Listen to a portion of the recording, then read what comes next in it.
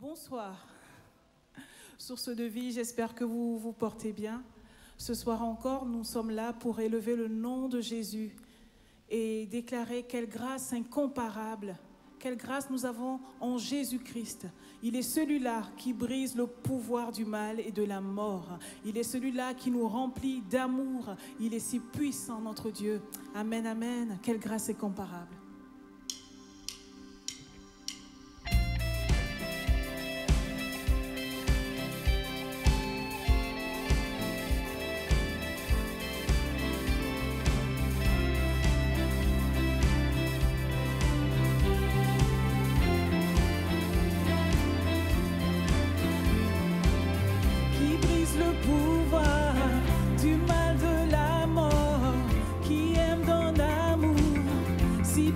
Si fort, c'est le roi de gloire, il est le roi des rois. Amen.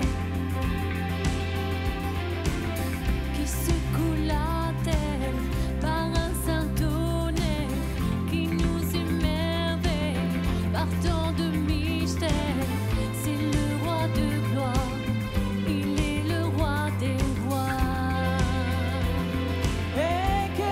Incomparable, quel amour infini, que tu aies pris ma croix, que tu sois mort pour moi, tu as payé le prix pour qu'enfin je sois libre. Jésus, je te chante pour ce que tu as fait.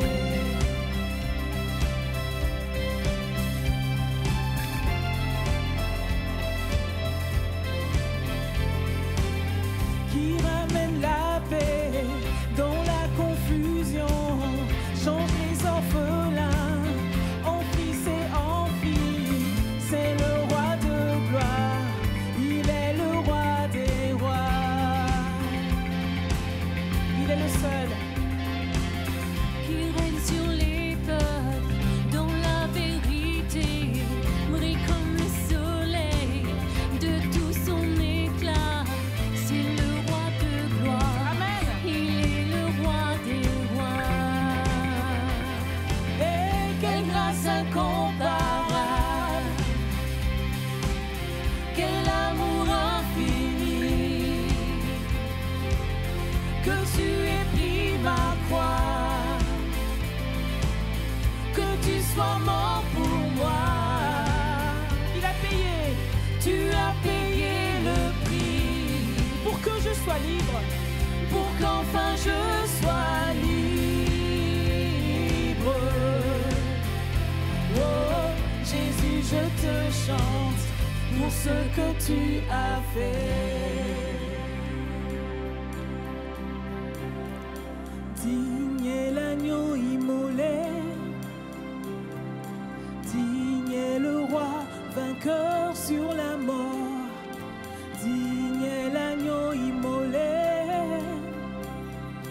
digne est le roi vainqueur sur la mort. Digne est l'agneau immolé, digne est le roi vainqueur sur la mort.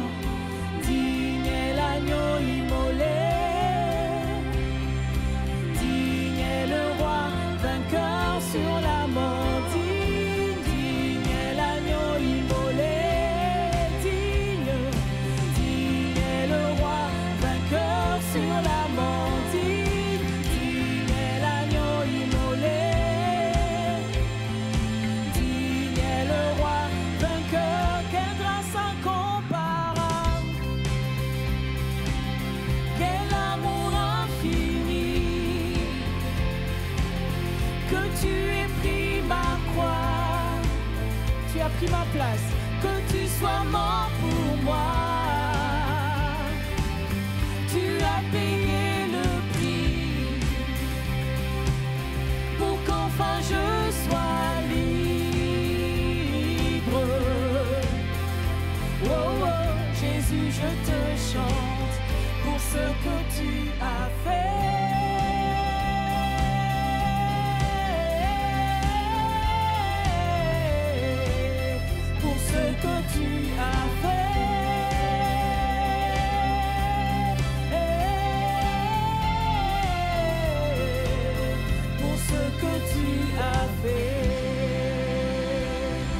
grâce incomparable. Merci pour ce que tu as fait. Alléluia. Amen.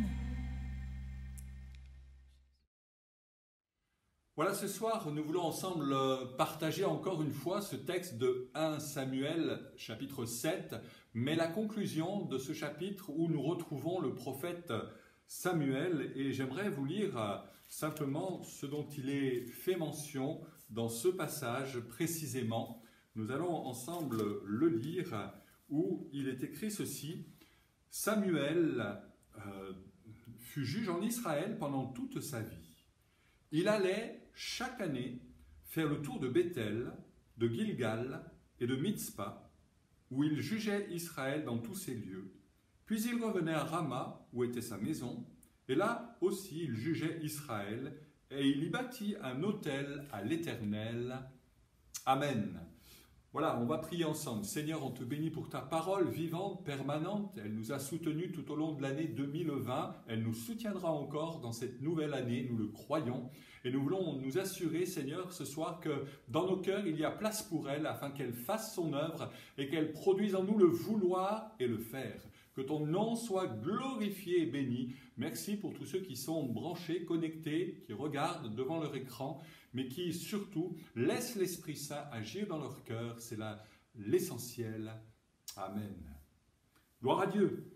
Voilà, eh bien écoutez, c'est très simple. Je crois que Samuel nous ouvre un chemin pour l'année 2021, dans le sens où chaque année, lui-même, à toute saison et pendant toute l'année, il allait de lieu en lieu, étape après étape. Et ces étapes-là sont pour nous essentielles et importantes à repérer. Il allait d'abord, chaque année, faire le tour de Béthel. La première étape, Béthel, nous renvoie directement à celui qui a été à l'origine du nom Béthel, c'est Jacob. Et nous retrouvons dans Genèse, au chapitre 28, le récit de cet extraordinaire moment de passage dans la vie de Jacob où cet homme, eh bien, alors craintif, en difficulté, devant les réprimandes de son frère, devant les invectives de ce dernier, va rencontrer le Seigneur en face à face. Il va avoir une vision d'une échelle qui reliait la terre au ciel. Et dans ce lieu particulier, eh bien, lorsqu'il se réveille, il réalise la chose extraordinaire suivante. Jacob, Genèse 28, 16, s'éveilla de son sommeil et dit « Certainement l'Éternel est en ce lieu, et moi je ne le connaissais pas. » Il eut peur et dit que ce lieu est redoutable. C'est ici la maison de Dieu, c'est ici les portes des cieux. Et Jacob se leva de bon matin, il prit une pierre dont il avait fait son chevet, il la dressa pour monument et versa de l'huile à son sommet. Il donna à ce lieu le nom de Béthel. La ville au préalable s'appelait Luz. Voilà donc Béthel. Béthel, ce lieu, c'est ici la maison de Dieu. C'est la signification même du mot Béthel, maison de Dieu. As-tu ton Béthel dans ta vie? As-tu un lieu où eh bien, tu puis dire c'est ici la maison de Dieu, c'est ici l'endroit où je me connecte avec lui? Alors bien sûr, peut-être vous allez me dire, mais oui, ce lieu, je l'ai, il est au 59 rue Nicolas Appert, dans la zone nord de Limoges. C'est là, dans ces bâtiments, que je retrouve mes frères et sœurs. C'est là l'église. Effectivement, on peut dire que d'une certaine manière, il y a non pas les bâtiments qui forment l'église, mais des gens, des chrétiens nés de nouveau, engagés avec le Seigneur, qui ensemble, pierre vivante, se rassemblent à certains moments, en fonction bien évidemment des conditions sanitaires. Et on le connaît, on sait que ça a été compliqué pendant l'année 2020. On prie pour que l'année 2021 nous permette de retrouver le chemin de l'Église, de la communion fraternelle, vivante, permanente, bénissante. Mais toujours est-il que, laissez-moi vous dire que l'Église, ce n'est pas le bâtiment du 59 rue Nicolas Appert. C'est pas ça Béthel. Béthel, c'est autre chose. Béthel, c'est là où tu rencontres Dieu, que ce soit effectivement dans les locaux de l'Assemblée de Dieu de Limoges, source de vie, Mais ça peut être tout à fait ailleurs, ça peut être dans ta salle à manger, ça peut être dans ton jardin, dans la cabane du jardin, au fond du jardin, ça peut être lorsque tu es au volant de ta voiture, où tu es en connexion avec le Seigneur, avec les yeux grands ouverts bien sûr, et où tu as ce sentiment, cette profonde, même conviction plus qu'un sentiment, la profonde conviction de la présence de Dieu à tes côtés. Ça peut être sous ta douche, ça peut être à n'importe quel endroit de cette terre, dès lors que ton cœur est disponible, est ouvert, désireux de rencontrer véritablement le Seigneur. Bethel, il nous est dit que c'est un lieu de révélation, puisque s'étant couché là, Jacob, est-il écrit au verset 12, eut un songe, une vision, un songe précisément, de cette échelle appuyée sur la terre et dont le sommet touchait au ciel, et qui nous parle de l'interaction entre le monde physique que nous connaissons de par notre chair et le monde spirituel, le monde de la révélation, de l'amour de Dieu pour nous. Et je prie le Seigneur pour que dans cette année 2021, il y ait réellement cette connexion qui s'établisse entre la terre et le ciel, de par les chrétiens qui vont s'unir pour prier, pour demander à Dieu le secours, pour intercéder pour les besoins de ceux de l'œuvre de Dieu, comme les besoins concernant nos contemporains, de ceux qui ne connaissent pas encore la lumière, l'us de Dieu, qu'ils viennent à cette évidence qu'il y a un Dieu qui les aime, qui a pourvu à leur salut, à leur paix, et nous voulons être agents de révélation, nous voulons apporter les oracles de Dieu, nous voulons peut-être être moins terre à terre et davantage centrés sur les choses d'en haut qui ne périssent pas, nous voulons aspirer aux dons spirituels, nous voulons aspirer à la prophétie, nous voulons que le Seigneur nous visite par des songes, par des visions qui vont amener le peuple de Dieu dans la direction du Saint-Esprit. Bethel, c'est aussi un lieu d'adoration, puisque voici la pierre qui servait de chevet à Jacob va maintenant être érigée en une stèle, est-il écrit dans certaines traductions, en monument. Évidemment, il s'agit là d'un acte de dévotion simple, mais concret, de la part de Jacob, qui veut dire par là, c'est ici, à cet endroit, bien que je n'en avais pas la totale persuasion, en tout cas, je n'étais pas convaincu à l'extrême de cela, je n'avais pas tous mes sens orientés vers la compréhension de ce qui se passait, mais voici l'Éternel est en ce lieu, et moi je ne le savais pas. J'ai eu et j'ai goûté combien le Seigneur est bon. Et Bethel, c'est un lieu d'adoration. Je prie pour que les réunions de maison, lorsqu'elles reprendront, soient des lieux d'adoration. Je prie pour que les réunions de jeunesse soient des lieux d'adoration. Je prie pour que les rencontres graines de vie, depuis les tout petits jusqu'aux préados, ados, soient des lieux d'adoration. Je prie pour que dans l'auditorium, il n'y ait pas un silence plombant, mais la joie, l'exultation, la ferveur qui convient au peuple de Dieu lorsqu'il rencontre le Seigneur face à face. Je prie pour que l'Église soit un lieu d'adoration. Et je suis convaincu que Dieu, ce qu'il recherche, ce sont des adorateurs qui l'adorent en esprit et en vérité. Et peut-être avons-nous besoin, et j'ai besoin le premier, de dire « Seigneur, ne t'ai-je pas suffisamment adoré dans l'année 2020 ?» J'ai peut-être davantage focalisé sur les difficultés liées au contexte en rapport avec cette pandémie, et je me suis peut-être écarté du centre et du cœur de l'adoration, de ta présence, de ta bienveillance, de ta fidélité, de l'action du Saint-Esprit en moi, qui me pousse à dire, en dépit des difficultés, en dépit des épreuves passées, présentes, à venir, Seigneur, je veux continuer à te bénir et à t'adorer. Et Bethel, c'est enfin un lieu d'onction, puisque Jacob prit de l'huile et la versa sur cette pierre, sur le sommet de cette pierre, et cette huile a imprégné le matériel qui avait été mis à disposition en offrande à Dieu. Et je crois que là encore, il y a une image pour nous, c'est que Dieu désire que nous soyons des hommes, des femmes de l'esprit, plus que jamais dans cette génération, dans ce siècle présent, dans cette année 2021. Soyons de ceux qui recherchons, aspirons plus que jamais aux dons spirituels. Alors aujourd'hui, où se trouve Bethel? Je ne parle pas sur le plan géographique, sur le plan archéologique, mais le Nouveau Testament nous apprend la chose suivante, c'est que Bethel, la maison de Dieu, n'est pas ici ou là, n'est pas à droite ou à gauche, et bientôt nous aborderons au mois de février le thème dans nos cultes, le thème du royaume de Dieu. Eh bien, nous verrons que le Bethel, littéralement, c'est celui ou celle qui vit en communion avec Christ, qui est littéralement la maison de Dieu. Une habitation de Dieu en esprit, souligne l'apôtre Paul.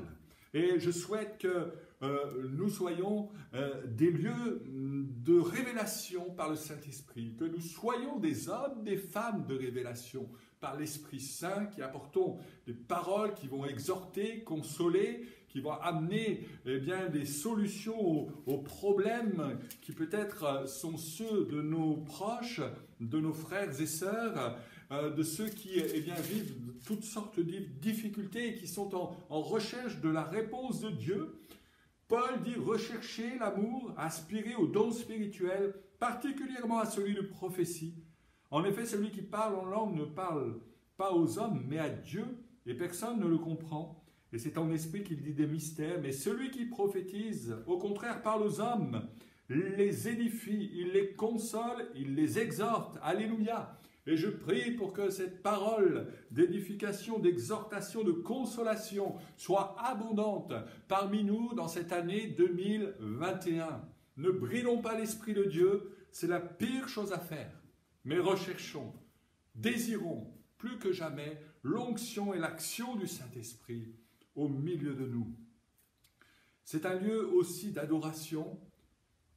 Paul dit, nous sommes les temples, ne savez-vous pas, vous êtes les temples du Saint-Esprit. C'est à cet endroit précis que le peuple venait se rassembler pour rencontrer Dieu. Et de la même manière, aujourd'hui, nous sommes ces temples vivants, une maison de Dieu en esprit. Et nous voulons amener notre adoration perpétuellement, continuellement, encore une fois, non pas au regard des circonstances traversées, mais au regard de la fidélité et de la bonté de Dieu qui se renouvelle chaque matin. Et puis un lieu d'onction également. Jean, dans sa première lettre, nous dit ceci, je vais rapidement m'y reporter, où il annonce la chose suivante. Voici, dit-il, au chapitre 2 et au verset 27, il dit ceci. Pour vous, l'onction que vous avez reçue de lui demeure en vous. Pour vous, l'onction que vous avez reçue de Christ demeure en vous. Amen. Quelle grâce de savoir que le Saint-Esprit est là pour nous conseiller, pour nous diriger, pour nous consoler, pour être notre avocat devant l'adversaire qui voudrait tenter de nous accuser de toutes les manières que ce soit, qui voudrait nous culpabiliser à outrance. Nous avons l'Esprit de Dieu, l'Esprit Saint. Jésus a dit, vous êtes heureux pour vous que je m'en aille, sinon le Consolateur ne pourra pas venir. L'Esprit Saint est avec son Église. Et il a le désir de construire et de bâtir cette Église. Cette Église n'est pas l'amas de personnes qui se rassemblent dans une association, mais c'est l'œuvre de Dieu spirituelle qui échappe à l'entendement et au raisonnement humain. C'est le Saint-Esprit qui convainc concernant le péché, la justice et le jugement. Ce n'est pas l'œuvre d'un homme, d'une équipe pastorale, c'est l'œuvre de Dieu, c'est l'œuvre du Saint-Esprit. C'est Bethel, la première étape du voyage de Samuel. La deuxième étape le conduit ensuite à Gilgal. Gilgal nous rapporte au livre de Josué, au chapitre 5 et au verset 9, l'Éternel dit à Josué, « Aujourd'hui, j'ai roulé de dessus vous la honte de l'Égypte, et ce lieu fut appelé du nom de Gilgal jusqu'à ce jour. Et cela vient avant l'attaque de Jéricho, de la ville de Jéricho. Ça vient juste avant cela, cet épisode particulier, et c'est normal, il y a une logique dans tout cela. Gilgal signifie rouler la honte. Il est question ici de la honte qu'a enduré le peuple hébreu sous la férule des Égyptiens pendant 400 ans d'esclavage. Mais aujourd'hui, nous pouvons dire que Dieu a roulé la honte du péché, de l'opprobre du péché. Il a mis cela comme un paquet de linge sale dans la machine à laver, et cette machine à laver porte un nom, c'est Golgotha, c'est le lieu de la crucifixion du Seigneur Jésus. Et Gilgal nous parle de l'œuvre de la croix. C'est là où nous avons le salut, c'est là où nous avons la possibilité de relever la tête et de dire « Désormais, je suis une nouvelle création. J'ai été recréé en Christ. » As-tu ton Gilgal? As-tu cette assurance du pardon de tes péchés?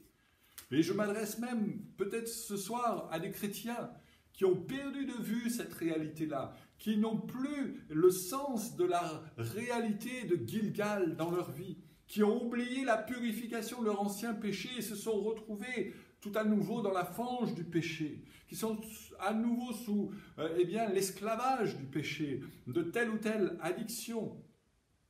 Qu'en est-il pour toi en ce 5 janvier 2021? As-tu cette assurance du pardon de tes péchés? Vous savez, ce n'est pas une mince affaire, c'est une chose des plus essentielles.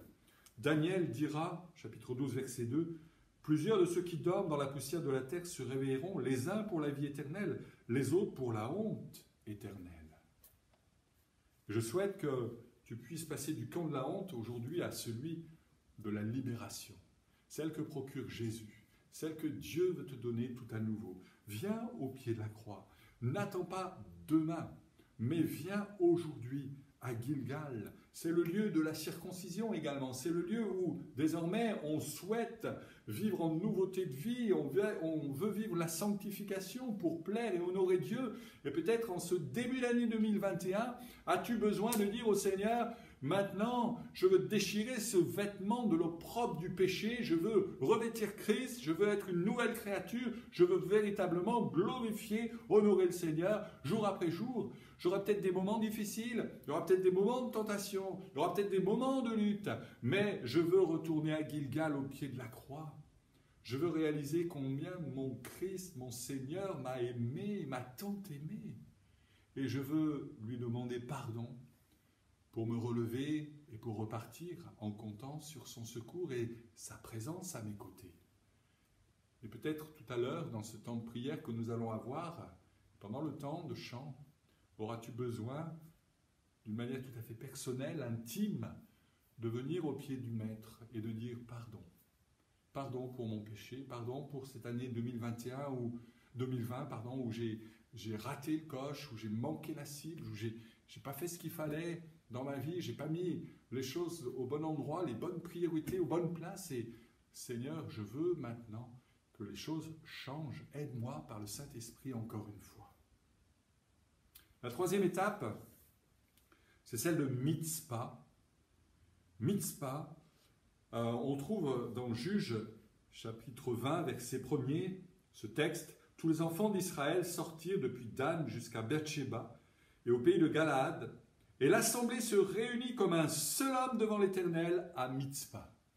Il y a là la réunion de tout Israël, de tout le peuple de Dieu. Combien en tant que pasteur, il me tarde, vous ne pouvez pas imaginer, il me tarde de pouvoir retrouver l'Église physiquement rassemblée dans ces locaux pour ensemble bénir le Seigneur à l'occasion du culte et de pouvoir dire combien le Seigneur est encore celui qui nous a secourus, combien est-il fidèle. Et c'est important de réaliser que Mitzpah fait partie de la vie chrétienne. Mitzpah signifie littéralement lieu élevé, lieu d'observation, observatoire. As-tu ton Mitzpah? As-tu ce lieu élevé dans ta vie? Ou es-tu resté à Gilgal, à la croix, au rudiment de la vie chrétienne, sans parvenir à t'élever, non pas sur le plan, j'allais dire, de s'élever comme une attitude d'orgueil, mais de vouloir et de désirer un petit peu davantage mûrir, grandir, te fortifier dans la foi, être celui ou celle qui va maintenant entrer dans une forme de maturité adulte de la vie chrétienne. Et pour cela, il faut t'élever. Pour cela, il faut grimper, gravir la montagne. Cela nous parle évidemment de la vie de prière, cela nous parle de la consécration et du service de Dieu, cela nous parle du fait de ne pas vivre sa vie chrétienne ballottée de droite et de gauche au gré des circonstances et des événements qui peuvent traverser la vie, mais de saisir à bras-le-corps ta vie chrétienne et de dire « Seigneur, j'ambitionne, et ce n'est pas un péché d'ambitionner cela, j'ambitionne de devenir un homme de Dieu, une femme de Dieu qui va être utile entre tes mains, qui va te bénir et te glorifier. » Un peu comme un Onésime qui était inutile de par le nom même, Onésime, qui signifie cela, et dont Paul dira à Philémon « Maintenant, il te devient utile, parce qu'il a passé une étape. » Parce que quelque chose s'est produit en lui, parce qu'il a été enseigné. Et à partir de là, il va être capable lui aussi d'enseigner d'autres. Combien nous avons besoin dans cette année 2021 de bras, d'hommes, de femmes, non seulement des bras, mais aussi, j'allais dire, des pierres vivantes tout entières au service de Dieu auprès des enfants, dans le secteur graine de vie, auprès des ados, des pré-ados, de la jeunesse, auprès des seniors. Il y a tellement de besoins.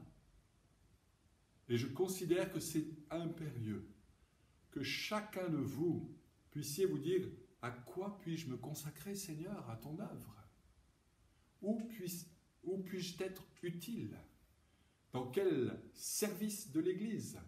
Dans quel département je puis être capable d'apporter ma contribution ?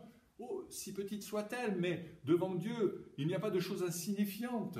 Il n'y a que la réalité de ceux qui veulent glorifier le Seigneur. Et si tu n'as que 5 pains, 2 poissons, sache que le Seigneur va multiplier ce peu. Simplement, désire l'apporter aux pieds du Seigneur dans cette année 2021. Saisis-toi de ton mitzpah.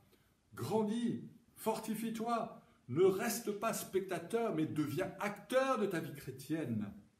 Et peut-être as-tu besoin, pour progresser, de choses très, très essentielles. On peut parler en entretien pastoral, des éléments qu'on pourrait mettre en place pour voir tes progrès. Il y a la formation Métamorpho, proposée par Christian Pupille.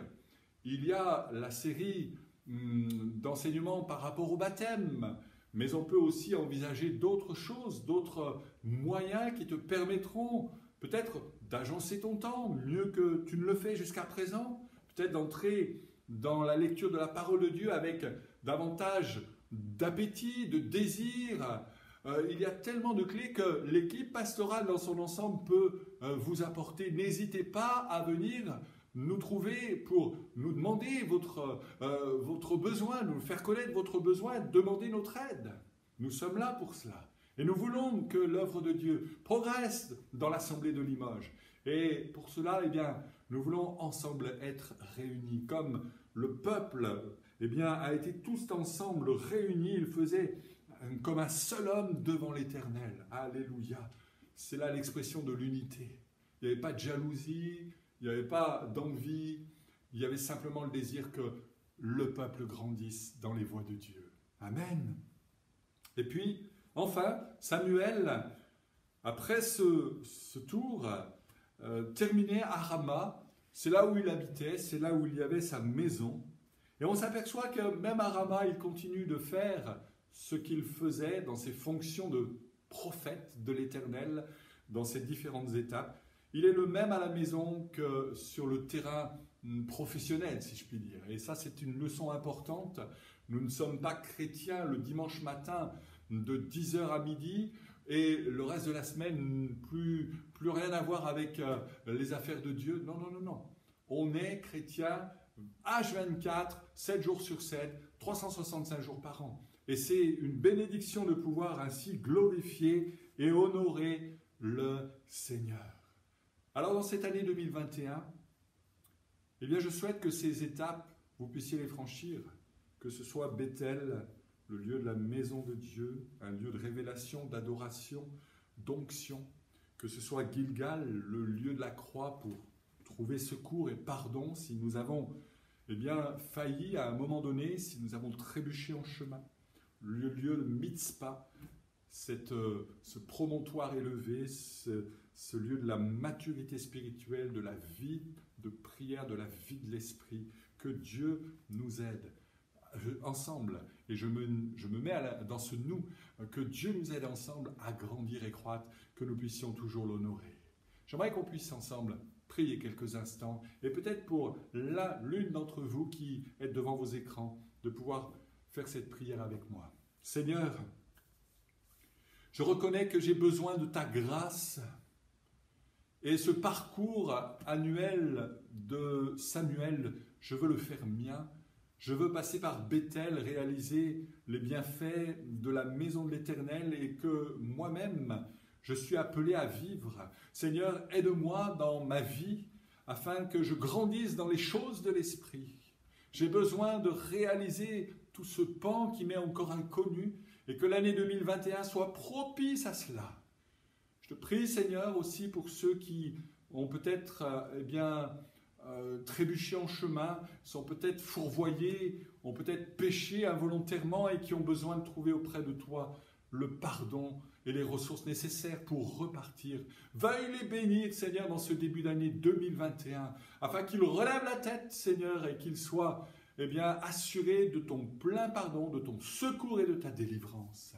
Bénis aussi ceux qui veulent grandir sur le plan de la foi, sur le plan de la maturité spirituelle, afin qu'ils ne restent pas au lait, mais qu'ils puissent, Seigneur, se saisir de ta parole comme une nourriture solide, non pas pour emmagasiner des forces pour leur propre chair, mais pour restituer ce qu'ils auront reçu auprès de l'Église, auprès des membres de l'Assemblée.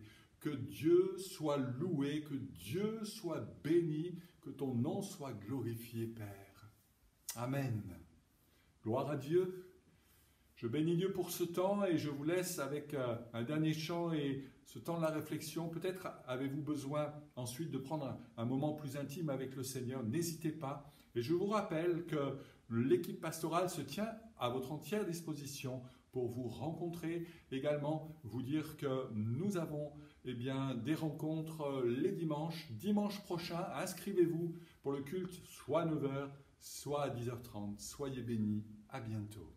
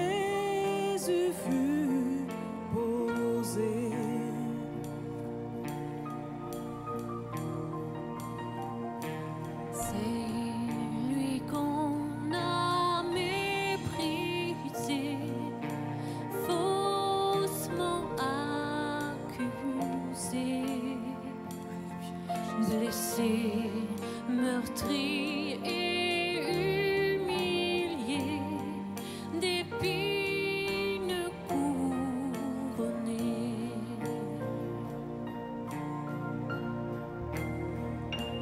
Oh, cette croix, ma rédemption, où ton sang coula pour moi, que mon âme s'écrie, Alléluia, gloire et honneur à toi seul.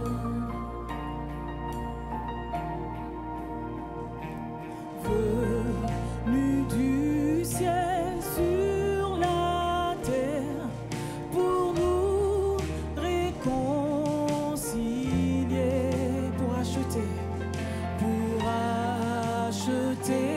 et pardonner ceux qui l'ont crucifié.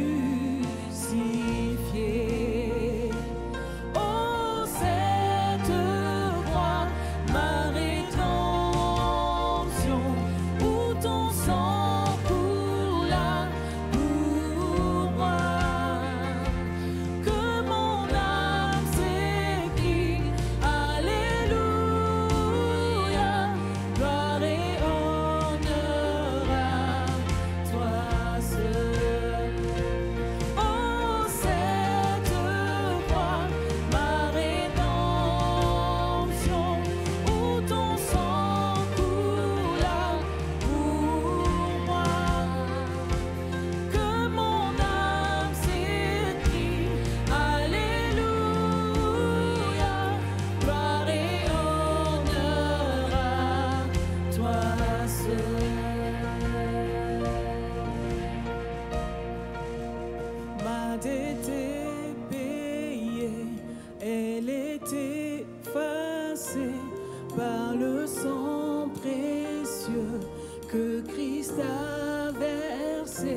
Le péché est vaincu, son emprise n'est plus. Il m'a libéré pour l'éternité. Elle est payée, elle est effacée par le sang précieux que Christ a versé. Le péché est vaincu, son emprise n'est plus. Il m'a libéré pour l'éternité. Ma dette est payée, ma dette est payée, elle est effacée par le sang précieux que Christ a versé. Le péché est vaincu, son emprise n'est plus. Il m'a libéré pour l'éternité. Oh, cette croix, ma rédemption, où ton sang coula pour moi, que mon âme s'écrie, Alléluia, gloire et honneur à toi seul.